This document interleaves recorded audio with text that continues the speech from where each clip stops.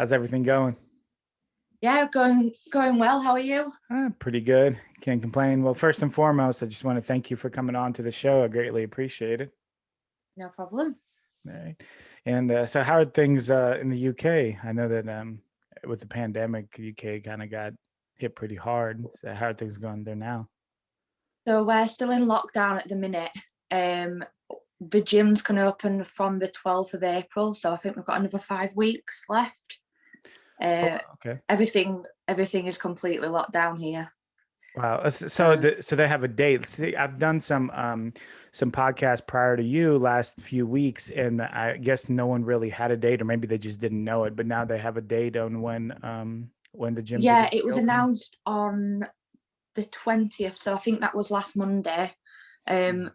And Boris came on, which is our Prime Minister, and just said that the gyms and none of the restaurants can open yet, but the gyms and a few of the leisure centres can open on the 12th of April. So are they going to be like what do they call it? Like a limited capacity, or are they just going to open completely? They haven't said about that. Last time when they opened it up, they just let anybody go in. They didn't really give a capacity of how many people could go in. Hmm. We didn't have to wear masks or anything. Oh wow. Just Okay. obvious, just obviously if we didn't feel very well and we weren't to go to the gym. But Hmm. I know that in America, I've seen a lot of people on Instagram having to wear masks and stuff in the gym, aren't you? Yeah, so like I have a little home gym now that I train in, but when I did go to the gym recently, yeah, everything was limited capacity. And then you have to wear masks while you're just kind of out and about. If you're actively training, like Yeah, if they said that it's okay not to have a mask as long as there's nobody around you. And I guess because the reasoning is if you're straining yourself, extremely hard, and then you have a mask on constricting your breathing, that could be yeah, problematic too. It's a tough situation, right? Like it's tough to kind of maneuver if you're, like masks supposedly help, but then if you're training you could have other problems if you like, yeah. you're not just walking around, you're actively like working hard, exerting yourself, you're losing oxygen because you're training, and then on top of that you're wearing a mask. That's I don't problematic. know. I don't think I'd be able to train with a mask on. Yeah. I'd really struggle. I So struggle breathing anyway. yeah, it's one of those things, right? So it's a tough situation to be in. So I wonder how they're going to do it now that you guys are opening up, and how what kind of effect it's going to have. Is if it's going to um, increase like the infection rate, if or what's going to happen. Um, but I don't know. I mean, the gyms aren't like really a huge place where people would get sick normally. I wouldn't think so. Um, No, I think last time they said that it was hardly anybody who were going into the gym were getting ill. Um, we obviously classes won't be allowed to happen. yeah. So groups like spin or hit classes, because I've got my own studio and Hmm. we can't open fully until the 17th of May. Okay. Um, and that's if the first part of the lockdown goes okay. Hmm. So So you have your own studio where you do like classes and things like that? yeah, I own a personal training studio and I own a class studio as well. I've Mhm. owned that for about 4 years now, Okay. with me and my partner. Um, so more like a private boutique type gym Hmm. rather than anybody can get membership sort of thing. So how are you handling things from a business owner standpoint? So luckily we are very grateful as the government are funding part of work. So they're giving um, like self-employment schemes because we're Hmm. classed as self-employed. So they're giving some like grant money to be able to help us with financial type things. And Hmm. then they're also giving business grants as well to be able to help us with the rent and stuff. We have been really, really lucky though with how much the government are actually giving out. Hmm. Um, Unfortunately, like if people have only just started being in self-employed, Mhm. and they haven't got like the books or the accounts sorted, they found it difficult to be able to get any money from the government. But I suppose in America it'd be completely different about it. Yeah, I mean, to be honest with you, since I don't own like a gym or any active, I mean, I run this podcast, but it has nothing to do with like with active, like place where people are going where I have to shut down or anything like that. I didn't miss a beat. But yeah, it's tough. Like my gym just shut down not that long ago, just because No. they couldn't keep up. So yeah, it's tough. So you guys aren't doing any kind of like online courses? It's too tough to do that. Um, I have a few because my clients that I have in that business are all lifestyle clients, so like the Hmm. general public type thing. Hmm. I do have a few that I do like virtual like this Yeah. online. It's just not. I do it because they need like the motivation and stuff like that. But Hmm. I like people. I like talking to people and being there one to one. So I have been doing it. It's just been quite difficult. I'm quite lucky as well as I do online classes as well. So I've been teaching like Zoom classes, Yeah. doing HIT and like Okay. body weighted exercises type thing. Yeah. So I Yeah. have been doing them with clients and through they can book via our like online site, Hmm. and then they just book the class and then I teach it from my living room basically. Awesome. Awesome. Well, I mean, essentially, if you're doing like hit training and things of that nature, you don't necessarily need to be physically anywhere. You could just do it online. Yeah. Like you don't need a whole huge gym with a bunch of weights or anything like that. Um, a lot of people that I I've think taught. a lot of people like from this lockdown or the last lockdown have realised that they don't need a lot of equipment. Um, and I think a lot of people will probably start doing online Yeah. because it is easier. It's just Yeah. you don't need anywhere, like you said. Yeah, I think it's becoming online. Is This pandemic has really showed that online is now like going to be taking over. Um, I think we're going to have a hard time going back to like physical things. Like for example, even just my regular job. Like I'm working at home. A lot of people are their employment. They're working at home now because of the pandemic, and it's beneficial for the company because you don't have to pay for a brick and mortar, the Yeah. building and all that. It's beneficial for the employee because they don't have to drive and fight the traffic and do all that, and they can, work at their home. So I think it's gonna be tough getting people back to like these facilities. If you don't have like a physical Yeah. labor to do, then there's no need for you to go anywhere. So I think a lot of people have found that, and it's you get more out. I think a lot of employers have found that you're getting more hours back from them as well. You're getting more hours in the day because you're yes, not having to get up earlier and drive an hour to work, like you said. absolutely. Um, and they're getting more out of them. A lot of my clients are saying, I feel like I'm working 24/7 rather than 9 to 5. Yeah, and it's also like your morale is better. Like I feel better working from my home. I know I can get up 5 minutes before I before I have to work, Yeah. and as soon as I get off, I'm already home. I don't have to get in the car, drive anywhere, do anything.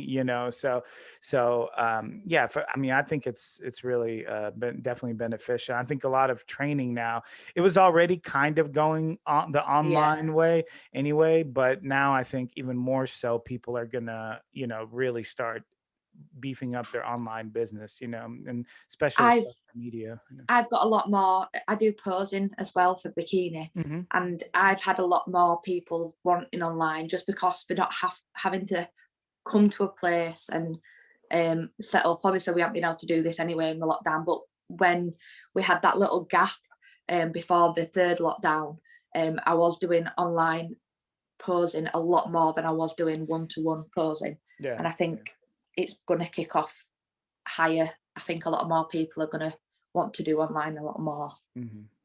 Yeah, that's Which that definitely. I mean, I definitely see that happening, and that's good that now it's like it's picking up. The online version, especially in the UK where everything's logged down. That's your only source, so to speak, right now. Um, So you do posing for bikini. Is that your division that you compete in? Yeah, so I do bikini, Mhm. and I do posing for bikini, and Mhm. then I've got online clients as well that I help prep. But it's more or less the first. I mean, last year was my first year being pro, Okay. first year doing pro shows. So, Uh, um, how did you get into like training and fitness in general? Was this something that you've done always, like in your life, or was there a point where you just, no, I absolutely used to hate the gym.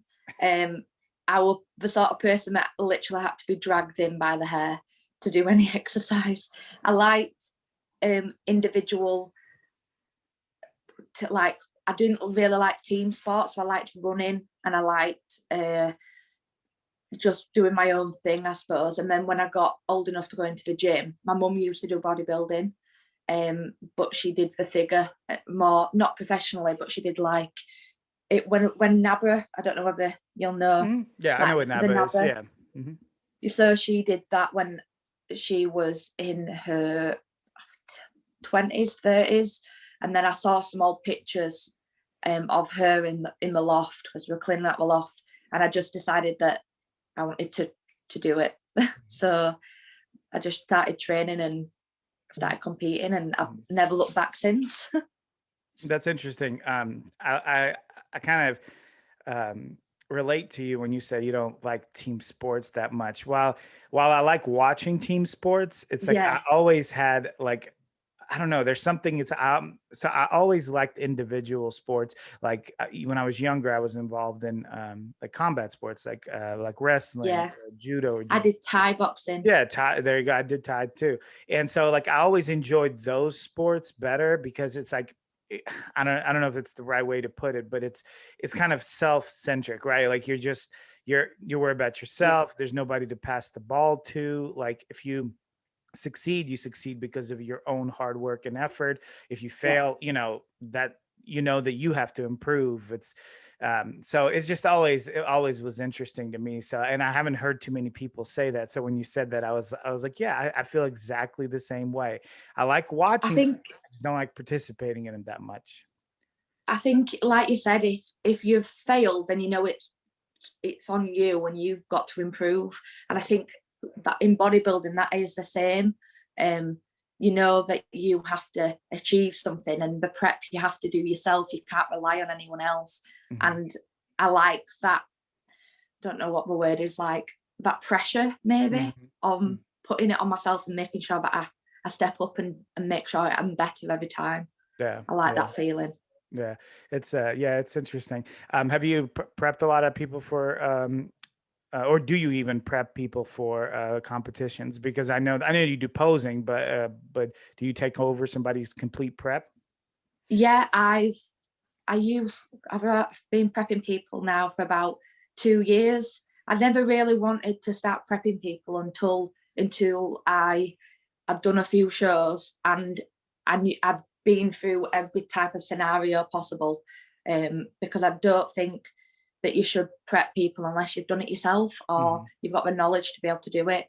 Um, Obviously, I've done personal training for about 8 years, so quite a long time, and then I've just steadily got my nutrition qualifications, and I'm doing an extra nutritional course now. But I wanted to make sure that I knew all the ins and outs, every pothole, every thing that could go wrong before I started prepping Hmm. people, because it's tough taking people on. You've got a lot of responsibility to prep people through a hard prep because it's not easy. It's not as easy as people think it is Yeah. sometimes. Oh, yeah. And I mean, you're dealing with people as just individuals sometimes can get very how can I put this? They're very needy. Sometimes you can Yeah, get people are very very needy. emotional. Yes, yes, yes. So I was going to ask you, so since you're prepping people, have you had a situation? We talked about how everything is on like on you as a bodybuilder, it's an individual sport. However, I did notice a trend, and maybe it's just me that's noticing this, but a lot of times when people don't succeed,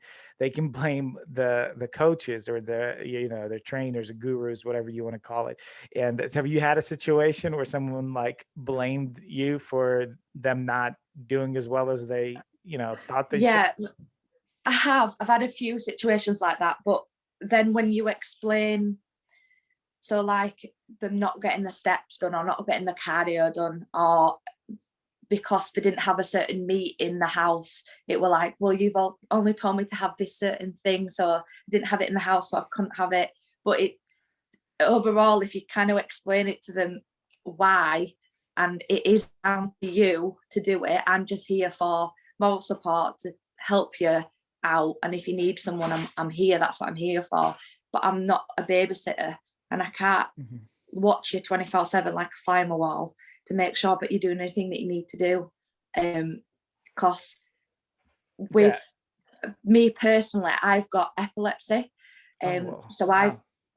So with prep for me, I do struggle sometimes with, because my triggers are tiredness and stress, which that is a prep. You are tired and you're stressed when you prep.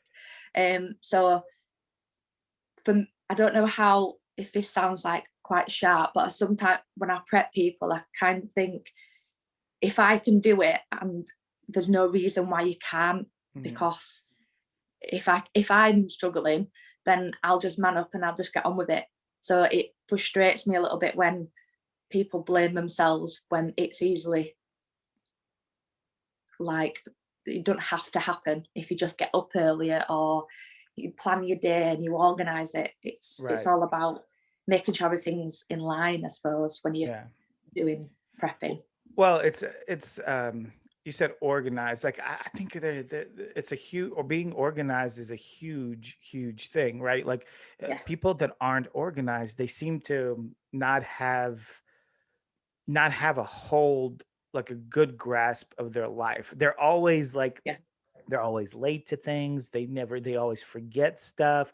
They always, there's always like something that we went through school. I'm sure in the UK, it's the same thing that is everywhere else in the world. You always have those kids that like, that never remember any, like they had homework. They don't know they had homework. Like those people grow up like to become adults. And then it's the same thing in their adult life, late to work. Exactly, late to work. And then, oh, well, it's always something, and it's like, so I personally find it like beneficial for myself. I always tell people, or people that I coach and things like that, that, make sure that if you write things down, there's something like powerful about writing something down. I have a board behind me. I don't know if you can see it, but that's, I was just about to say that.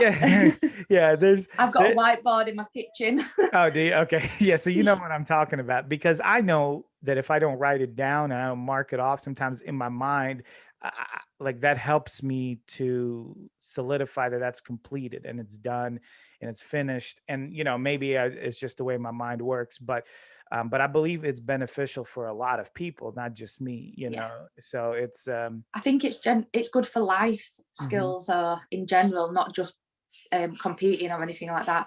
I mean, I sometimes either on a night or on a morning, I write down what I need to do that day. Might just be me being a little bit OCD, but once I've crossed something off that list, I feel better and I feel like I've achieved something, rather than sleeping until 10 o'clock in afternoon in morning and missing half your day and not completing tasks that you need to do. But that might just be me. No, I don't think so. I think it's I think more people need to do that, is what I do think. But again, like you said, sometimes when you have clients and they made the decisions not to do certain things, it's like they want to have somebody to blame. And unfortunately, since you're the coach, or you're the one get that's the getting rant. blamed. Yeah. So it gets like that. So you said you have epilepsy. That's do you take medication for that, or you try to control it with with life choices? No, I tried to not have to take medication, but I'm on quite a high dose, and I'm on about 2 different medications to help control it. It took about 3 years to be able to keep it controlled, and it's still not fully controllable now. The medication helps, but obviously with all medication has side effects. It makes me like very tired and makes like, does this what I'm trying to do now? I forget what I want to say, and It's just hard to control everything in life, I suppose. It just dulls down your senses a little bit, does the medication. That's how Yeah. I feel like it does Yeah. anyway.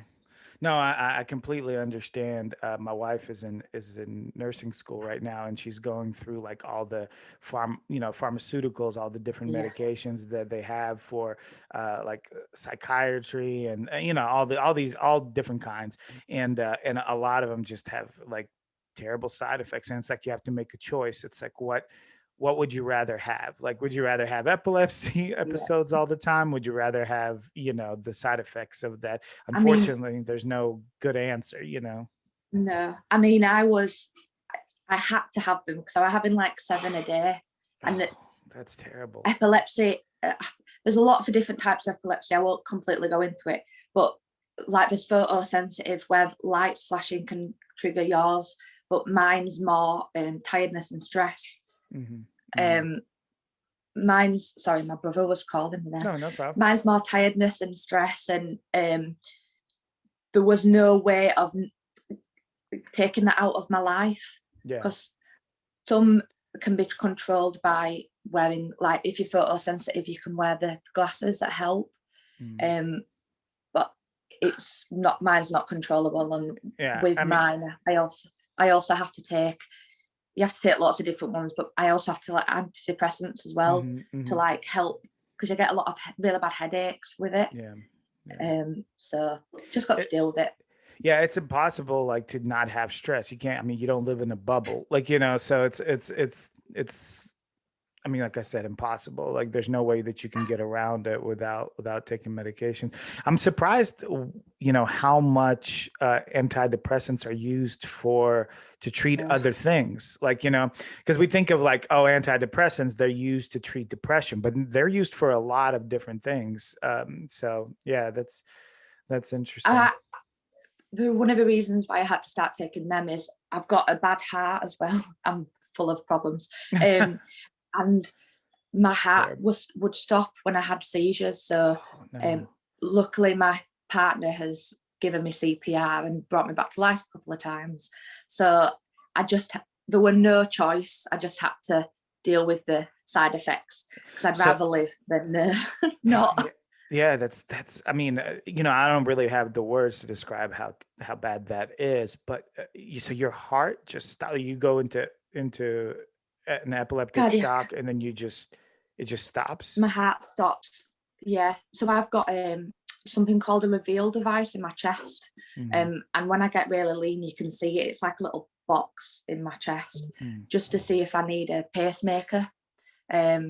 Because when I have bad seizures, because I don't know what we call them, they're called different sometimes they're called pal mals in America. Hmm. The total clonic seizures.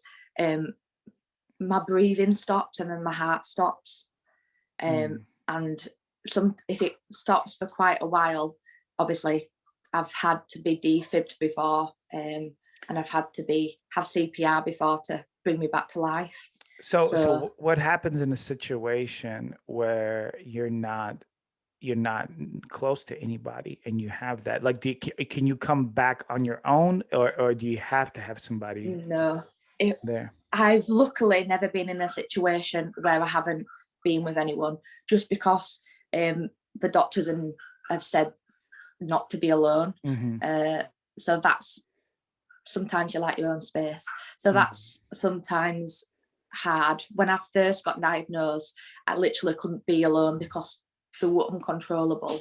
So Hmm. even if I did have a longer seizure and my heart would stop, if no one were there, Hmm.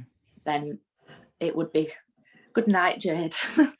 Oh, that's terrible. I'm so was there underlying issue? Like, is there something that's causing, like, I know you have triggers, but is there underlying like disease that's causing this um, shock, or no?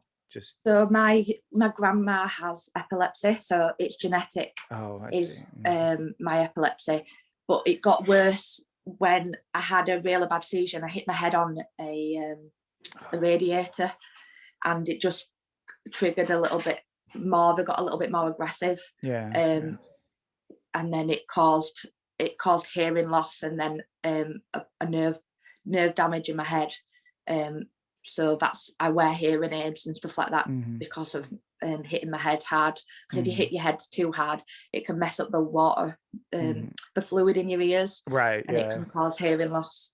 Yeah, that's So well, I'll tell you what, just speaking with you and, seeing everything that you have to go through and you still, you're in great shape. You have your own business, you're successful. That's very encouraging for, for me and for everybody that's going to be listening to this and knows you, I'm sure, because I mean, that's a lot. You can go one of two ways, right? Like when you have something yeah, very difficult, a lot of people will break, and never come I back. mean, it's hard. A lot of people who I know who have epilepsy, which is why I feel strongly when I speak about it, they shut themselves out and Mhm. they kind of isolate themselves, I would say, Yeah. because they're scared to go out in case they do have a seizure. But Hmm. it's something that you can't control, and it's something that you've just got to deal with at the end of the day. Hmm. And if you can progress, I mean, I never thought when I got diagnosed, I wasn't a pro then. And I never thought I'd be able to go back onto stage because how uncontrollable they were.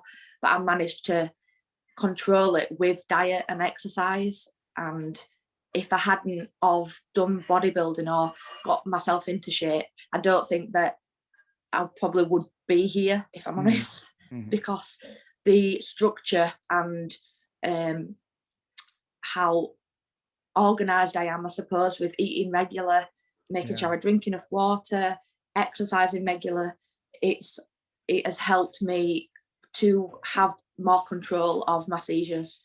Mm. I think personally, So and you got your pro card while you're dealing with all these yeah, concerns, health concerns.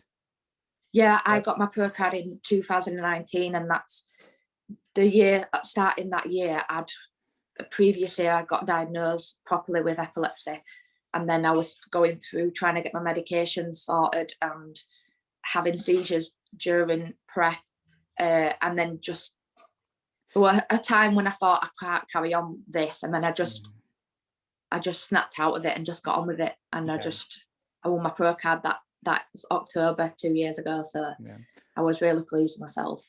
Yeah, I mean that's amazing. That's a beautiful thing there to be able to do that and still deal with these real life issues. But I like that you mentioned that your pursuit in the fitness world is actually like helped you to control and or better your situation in the medical sense, because sometimes Yeah, people sometimes people forget that like how far exercise and eating right goes. I mean, even in this pandemic, it's like the people that are in worst you know yeah, situation or yeah, or situations. like risk are people that really don't try to focus on their health prior, and though that's a scary thing. I mean, obviously there are those that have like diseases and things of that nature that are also at risk, but if you're otherwise healthy and you just decided that you don't want to take care of yourself when this pandemic hit, you were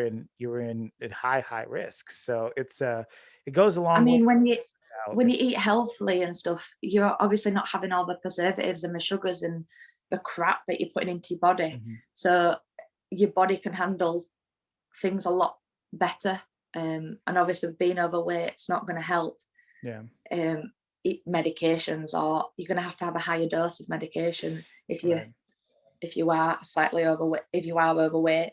Mhm. And I just think the regularity of being structured has helped me massively, and I won't ever go back. I'll probably be doing this sort of thing for the rest of my Yeah, yeah. life.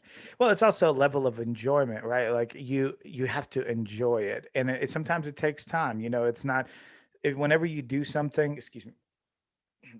Whenever you do something that you're not used to doing, it's not fun at first. So if you're not used to exercising, you're not used to eating well, Yeah, it's not going to be fun at first, but it will no, get there. It will get there, and that's something that. it's the sense of achievement as well when you've um when you've for example, when I've done a prep 20-week prep, at the end of it, when I've seeing the changes that I've done, I think, wow, how did I do that?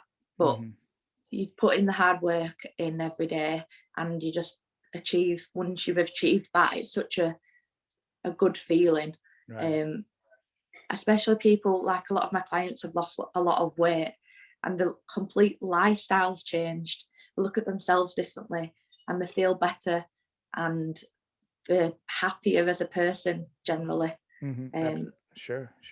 No, I completely understand that. So with you, having this medical problem, how does your prep get affected by that? Do you have to make adjustments? You said you're also on medication. Do those medications somehow interfere? Is there any kind of considerations that you have to do that a normal competitor wouldn't need to? Yeah, I have to. I have to take more rest days than I would to train. So because my medication makes me tired, so I have to make sure that I have afternoon naps to make sure that I'm not too tired. If I'm like overly stressed, I have to take a rest day, because your body can get in stress through prep. So I just have to make sure that I'm listening to my body and trying not to overdo it, because I have a habit of doing that. Obviously, when you're in prep mode, you just want to be the best you can ever be, but sometimes rest is necessary. So that's probably the only main thing that I have to change. And then my calories don't get dropped too low. I have to do quite a longer prep probably, rather than